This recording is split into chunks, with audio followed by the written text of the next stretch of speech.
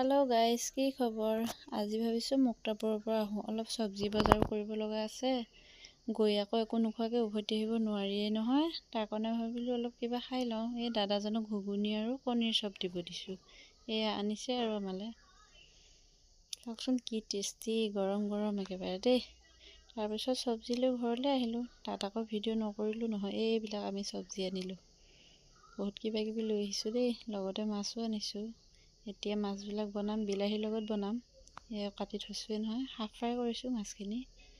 আদা নহৰু আৰু পিঁয়াজেৰে বনাইছোঁ, বৰ বেছি মছলা দিয়া নাই দেই। মই আকৌ ফ্ৰাই মাছ খাই বৰ ভাল পাওঁ দেই। তাৰ কাৰণে 2 পিচ মই ফ্ৰাই কৰিও থৈছোঁ খাবৰ কাৰণে। এয়া বিলাহী ভাজি আছোঁ, লগতে ফ্ৰাই মাছখিনি খাওঁতে আকৌ হ'লেই নহয় চব্জি। ইফালে চব্জিও হ'ল, আনফালে আকৌ মই চালাডো বনাই আছিলোঁ দেই। এয়া চব্জি হ'ল, আনফালে চালাডো হৈ গ'ল। আজিলৈ বাই দেই, আমি ভাত খাই লওঁ। আপোনালোকেও খাওক।